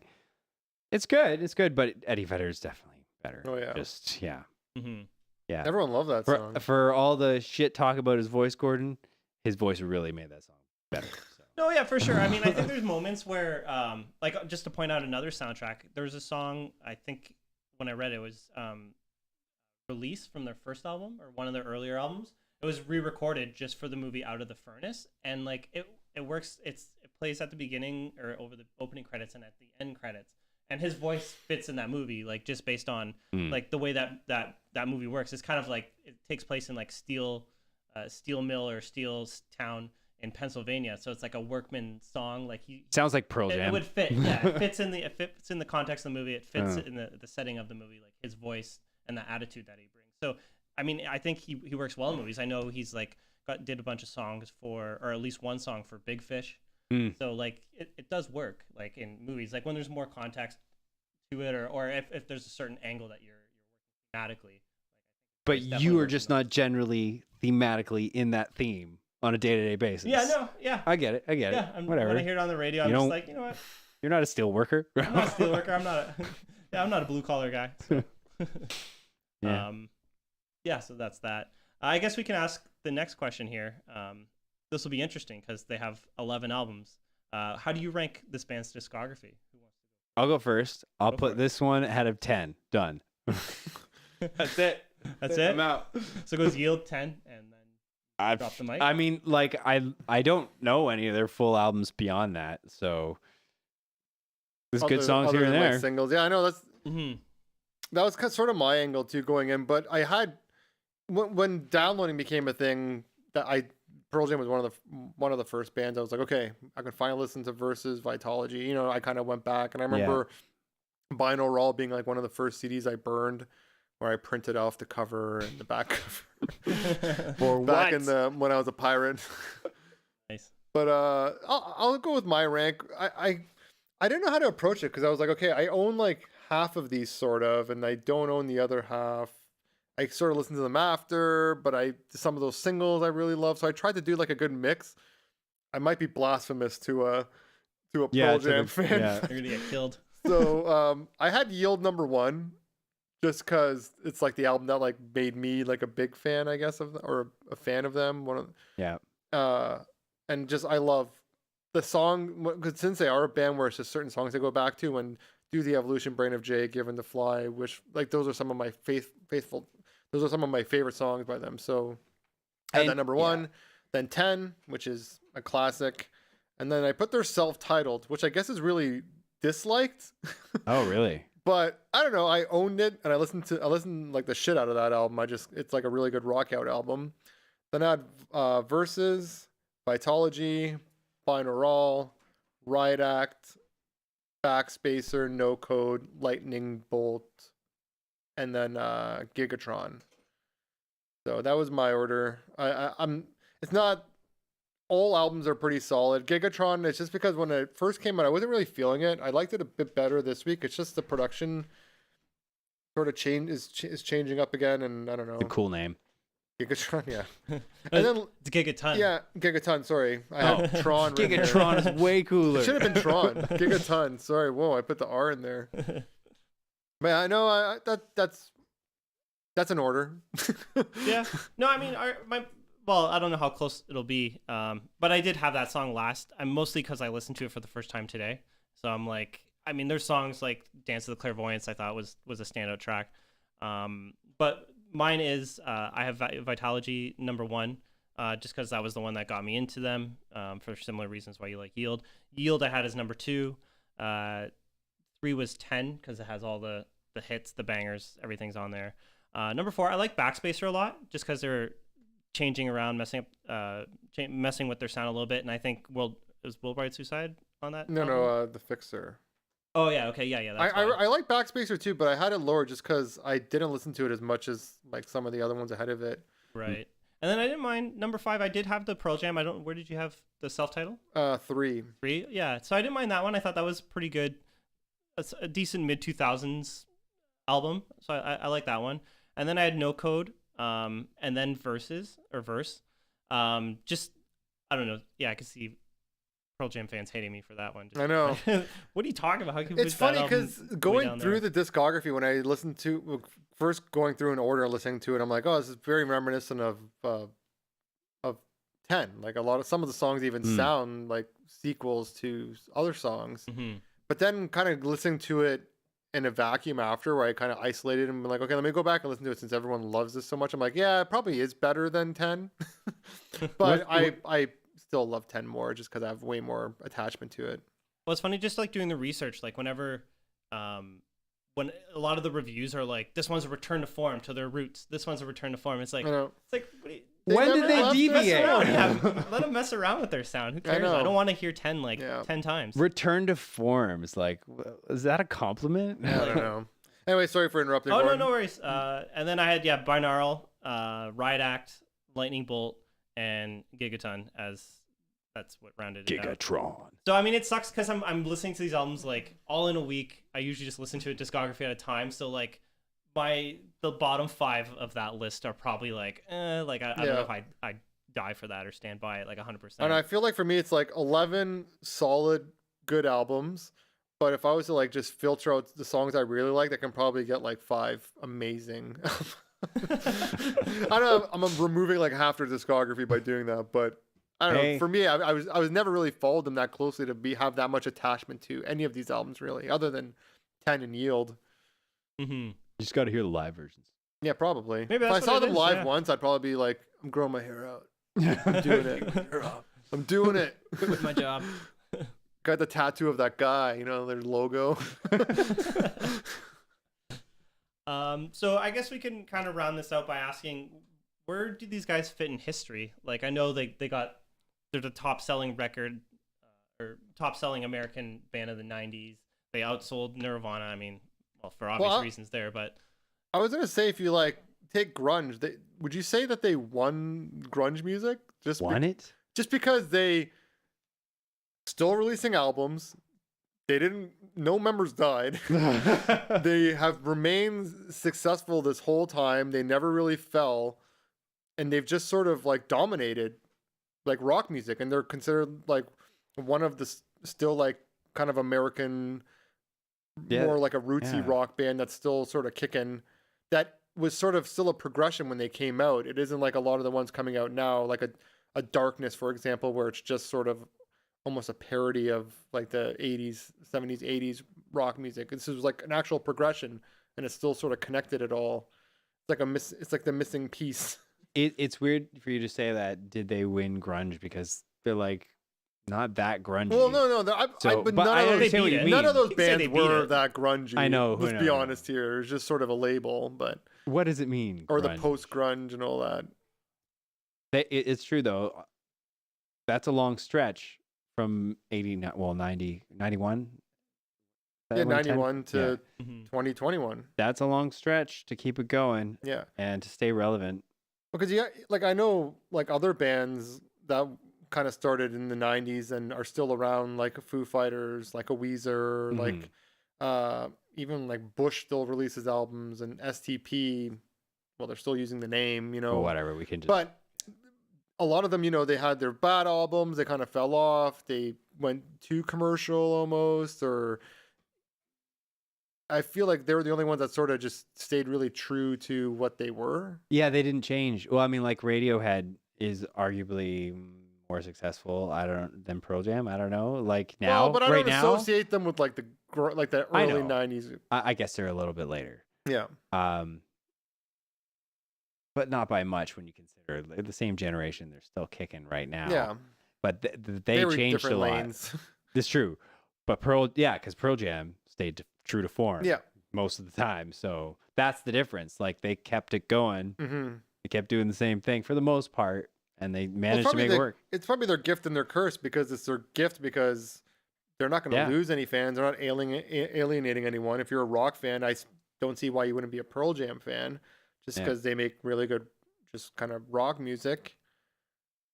And I don't know. Yeah, no, I agree. I don't think they're ever going to lose any fans. I think they're purely like in that dad rock area. Mm-hmm. Yeah. I don't have any kids, but I kind of felt like I experienced that before I came here, because I ordered McDonald's. I was going through the drive-thru, and the person asked me a question, and I was like, "Oh yeah, here I'm paying," and they're like, "Oh no," and they're like confirming my order. So I had to turn down the Pearl Jam so I can hear them, and I was like, "Oh my god, this is like dad rock right here."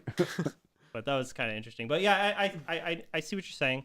I mean, I like the way this band operates in terms of, I think there should be more bands like them in terms of like what they do outside of music, like how loyal they are to their fans. They're all about the music experience, trying to be as true as possible to the whole time, stay authentic, not selling out if that's a thing.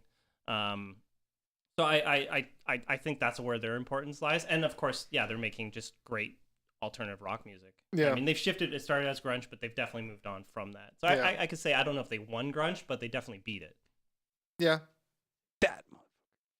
I like Well, grunge. just beat it. Like, I feel like grunge defeated. Like, look at all these bands that like lost members. Like, you have Nirvana, Alice in Chains, Stone Temple Pilots. Like, there's a list. Who did, before they got Eddie Vedder, did that guy OD or did he commit Yeah, suicide? I believe he OD'd as well. Oh, okay. The Because original that's why they had to Mother recruit Love a Bone. singer, Yeah, right? I could be. So- We should get this right. Yeah, Actually, we should double check that. But but yeah, you're right. It seems like you had to have some sort of heroin addiction in order to fit in with grunge. Okay, well they fit in. They lost their original. They were able to survive grunge. yeah, it says. Let's see. Fuck. I feel like what died days only released from. Why did he die? This is great podcast content. Coming. But he overdosed on heroin. Big surprise. Yeah. Anyway, yeah. So they're grunge. But no, it just seems like in the 90s, or like a lot of bands like Bush lost all their members, or Silverchair disbanded. Like a lot of those It's hard. to put a grunge or band post together. grunge, all those bands sort of kind of fell to the wayside, whereas Pearl Jam, stuck around, kept doing their thing, kept growing fans to the point where now they just became rock music, not grunge. Yeah. Mm-hmm. Yeah, if they, the way this album was written is a sign of their staying power as a band, of their ability to stay together. Because if Eddie Vedder, who apparently was a control freak, could lay off and be like, all right, you guys write these songs, we'll do this together, everybody's going to feel some ownership. And all the members are going to be making decent amount of money off of the songs they specifically wrote. Yeah. So like with Radiohead, if it's just like, okay, they're all getting an even split. But here it's like, okay, if your song does really good, and it seems like it was pretty spread out, the success amongst the band members, so everybody can take ownership and keep chugging along. Mm-hmm. Yeah, one other thing I wanted to point out, just a cool piece of trivia. It seems like Eddie Vedder's like a really big sports guy. He was like, they originally Like a Cubs recruited him fan or from something? California. Yeah, he's a Cubs fan. He's from Illinois. But they originally found him or heard of him as being like some surfer dude in California. So like in between surfing, he would just like record his vocals over like the demos that they sent him, and then he sent that, and they're like, "Great, come down, move up to Seattle or drive up to Seattle. We want you to join our band." So that's how he came to be. But originally, before they decided on Pearl Jam, they called their band Mookie Blaylock, which Yeah, was the like an basketball NBA player. player at the time. Yeah. So I'm like, that's awesome. Yeah. Just a weird thing to see. Well- Normally, you just expect these guys just to be like arty or wanted to drugs, drink all day, like Here- on a standard rock star shit. Here's something that kind of relates to the place in history for like Yield specifically. Because this album was sort of like a marking of a change to going, they started commercializing more, they started touring again, and there's obviously like a change in like a bit of a change in the style of music going from the more garagey rock sound that would eventually become more prevalent in the early 2000s. Do you think without Yield, if they would have never made that change with Yield and they were still making that same 10 versus Vitology sort of rock and roll, updated rock and roll music, and there was still sort of that arena sound, they would still have had the success going forward into the 2000s that they have by making that change? I think so. And the reason I think they still would have had the same success because I still think the songs off of 10 get more radio play. No, but So I, they're But still do you think they- carrying the. no, I think that, but the new stuff, like, do you think they Yeah, would have just like- got more tired? Like the sound been Oh, more yeah. tired? Like when you had songs like Worldwide Suicide being played on the radio or Save You or I Am Mine on the radio, they kind of fit in with what was going on at the Right. time to an extent. Whereas, I don't know, when you throw on a song like Alive, it definitely stands out when put beside a lot of those other early 2000s rock bands. Do you think I think maybe they were to just like kind of maybe like petered out, like maybe gone the way of like Nickelback or like any Maybe, of those, maybe. like, where they stay so close that it's like, yeah, they're not growing, and like, would we be fans of them? Yeah. Because we like the stuff that they're changing up, so they would Yeah. instantly lose us. Yeah. And like other 'cause- people that came around. Because like when like this album back came out, half. and especially like the albums after, when they did kind of strip it down a bit more, like the type of rock music, it fit in with the White Stripes and Black Keys and those Mhm. bands that were coming out in the early 2000s, or Yeah. even Queens of the Stone Age. It was just kind of fit Yeah. the mold of what was going on, but it wasn't done because of that, because they started doing it in '98. I think it's that kind of interesting. They I may don't have know. been like gone down in history as a classic rock band if it was the singles from 10 that really, Yeah. if that's what they were known as, if they didn't Well, they still had progress like or do- Better Man and It's true. Daughter and That's true. stuff. That's true. But even those songs, like, yeah, I could see them being kind of like they're classic rock. What Just if- a little bit. They Yeah. got the guitar solos. They come in from that time period. Not really 80s influence so Yeah. much. So Would like a fair comparison band to like your question be like Soundgarden? Because has Yeah. Soundgarden like kind of evolved from that? They kind of broke yeah, up and did they were different the, things. They were the but- most similar in sound, but they Yeah. were a lot heavier. But they made that change too especially in the kind of when they were taking off, when not Super Unknown. What was the one after that? What was the one with like Still Pretty not. Noose on it? oh yeah. Was that Oh. Super? I thought that was Super Is Unknown. that Super Unknown? And the one Black Hole Sun was the other one, and then Super Unknown. Was the album called Black Hole Sun? Oh my god, we're fucking blanking here. Well, I'm not gonna. Gordon's searching, I'm but looking, whatever. yeah, When yeah. like Pretty News came out, that was like a change because it Mm-hmm. like you still Like had like harder. the chugging guitars, but the so they started off with the more rootsy grunge, and they sort of changed it up too, but they went a different direction. They got kind of heavier. They sort of made a comeback later on, but Yeah. I didn't really pay much attention to that. My relationship with Soundgarden's even more sparse than Pearl Jam. Yeah, Soundgarden is a good comparison though because Yeah, they're well, they were another friends. big rock band. Yeah, Didn't Steal a Chris drummer. Cornell introduce Eddie Vedder to the Pearl Jam guys? right. Mhm. Yeah. Yeah, so Black Hole Sun was on Super Unknown. That was the Super- 94 album. And then Pretty News came out in 96 on Wow. Down on the Upside. Dawn on the Upside, yep. So, and then, then they had an A-Sides, it looks like, in 97. But then they don't really release, I guess they broke up for Yeah, they broke up. 13 years And or that's whatever. Audio Slave Time.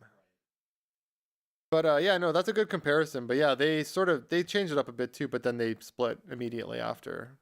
But both known as like maybe the rock bands of the 90s, like Yeah. surviving. Like the foundation Hard of rock like, that band. rock. Yeah. I don't know if I would call Pearl Jam quite hard rock, but at times. Mhm. At times. Yeah, like I think like you think songs like Corduroy from Vitology, like Mm. that sounds like a hard rock song. Yeah, yeah. Yeah. That'd be a hard rock song. Good song. Yeah, it's probably my favorite from that album. So I guess, do you guys have any final thoughts before we ask the question? final Pearl Jam or thoughts? I'll just make one lyrical comment. Faithful, the lyrics are great because I get the sense that a lot of their fans are probably singing along thinking, yeah, we all believe, everybody believes. But if you actually follow the lyrics, you get to the end of it and the lyrics are basically telling you that you are everything and everything is you. So, I'll have faith in you, as opposed to we're believing all this other stuff. Because even earlier in the song, he's talking about like, everybody's praying, praying, but nobody's actually listening. Nobody actually hears this. So Yeah. I just love how that twist lyrically, it isn't made obvious until the end. Like, so the first like 2/3 of the song, you're like, you could be on the God train with it. I know if it didn't have the twist, then it'd just be a Creed song. Yeah. Yeah, it just subverts the whole message at the end. But yeah, True. They probably were covering it and they started like, oh man, I don't like this song anymore, guys. funny. So I mean, is this album essential? Who wants to kick it off first? Do you want me to go first, or do you guys want to go? Gordon, do it. All right. I always ask if I want to go first because I don't want to sound like you guys go and I'm like, yeah, I'm just gonna bite your answer. And your answer, and you're gonna come with the best one. So, I mean, I'm kind of reiterating some things I might have said earlier. You mentioned that. Okay. This is a cop out answer. Yes, Pearl Jam, I think as a band is essential. But at the same time, I don't own any Pearl Jam albums. Do I personally think they're essential? I listen to them every 10 years. I listen to them on the radio. So for me personally, I'm not like, I don't really call them essential. Respectfully, I'll say I don't think they're essential in my opinion. Them as a band or this album? Well, just I think you said both are not essential. well, no, like in terms of my personal listening habits and my taste, that's where I lie. But like, I give them respect. Like, I totally respect what they do, and I like the way they operate as a band. If I was in a band, this is how I'd probably want my band to operate. Like, just Right. everything that they're doing is all for their fans, and they're trying to keep it like everything's down to basics. And then I like their unplugged stuff. So you mentioned earlier, like, maybe I need to listen to more of their live stuff. Maybe that's what it is. Yeah. Like, apparently there's like that 3-disc Seattle show that you can get, and it's really good. So maybe I need to invest more time on their live stuff and hear them rock out rather than what you hear on the discs. So I mean, that's my answer. It's a weird in between answer, but I'm just being honest. I don't know. Yeah. I would say it would be difficult to give a band 2 essential albums. They'd have to be really, really good. And so this, although I like this album more, 10 would probably be the essential album just because those songs have been played so much. So like, and since they started off with a huge, really successful release, it's kind of like if you really want to know the story of Pearl Jam and where that voice comes from, like this is a cool development. Yield is a great development and made them better, in my opinion. But the story of Pearl Jam, I think 10 would be the essential album. Yeah, that's fair. The way I looked at it was kind of almost like similar to Gordon, but almost opposite. Whereas I think the band, just because they have been around for so long and have just kind of almost with even just the voice thing, like kind of shaped kind of hard rock in the late 90s and stuff. I see Pearl Jam as like a highly influential band and an important band too, because of being one of the last surviving of the last time rock music was really huge, like selling albums were going diamond. So yeah, and I agree with you, 10. It's hard to deny that is an essential because it's such an important album, landmark album, came out, that in that year, it was year the that it all bridging. broke. Yeah. Mm. But I also Yield, I think for them, like once you get into their discography, I think Yield is an important album. Like from what I was expressing earlier, how it was marking a change. They were trying some different things, especially like in the second half of the album. They started doing a lot of different stuff as well on Yield. So yeah, I agree with Ryan where 10 is probably the essential Pearl Jam album. Like that's sort of the groundwork. But I think if you are into Pearl Jam, Yield is also an important one in that thing. So if you do like 10 and you listen to a lot of that early 90s stuff by them, I would highly recommend Yield as well. And if you want to explore the second half of their career, because it's almost like I find it's like the marking of the second chapter, and almost Backspacer was almost like the next chapter. I don't know. They never had any big breaks. They kind of just like they have 11 albums over 30 years. That's what, like one every Maybe 3 3 years. years roughly. Pretty much, Some were yeah. coming out quicker earlier on, a little more sparse later Right. on. So there's no like American Idiot section of this, or Yeah. like they didn't break up or go Yeah. to other bands or anything. That's one thing I'm surprised they never did was like the double album. They seem like a band that would have done some big concept double album, toured it, had a Yeah. huge stage show. I don't know. Because they're of that 70s ilk, so I kind of see them having that in them. Yeah. Yeah, it's not like there's any shortage of songs. Like this one has, what was it, 13 or 14 tracks? 13 plus the secret track. Yeah. So Mhm. that I They mean, love their secret tracks, by the way. Like Yeah. almost every album has a secret Yeah. track. I was trying to like take a tally on how many it was. I mean, it's the majority of them, but I think there's probably only like 2 of them that don't have like Yeah. a 7-minute or an 8-minute like secret track. When Yeah. did that start? Did that start with tapes or CDs, or does it go back further than that? I remember the first time for me personally, me discovering it was Nevermind, where you kind Yeah. of hear Endless Nameless at the end. And then I'm like, oh shit, let me check all my CDs. They probably all have secret songs. And then I remember checking, and the only other one that did was 10. Okay. Yeah. I'm trying to think if anything else would have had it back then. I can't remember anyone off the What top year of my did head. Smash come out? Oh, yeah, and Smash. That was the other one. Those were the 3. And Green Day, Dookie also. Does Dookie or Nimrod? Maybe Oh, yeah, Nimrod, I Dookie think. does too. I was all by I'm pretty myself. Yeah, Oh, yeah. yeah, that's- that's like What it's his own track on Spotify. that Yeah. one actually caught me off guard. Yeah. Because like I just had the CD playing or tape or whatever. Well, that's usually how it's discovered. Yeah. Nirvana was I let the CD play out.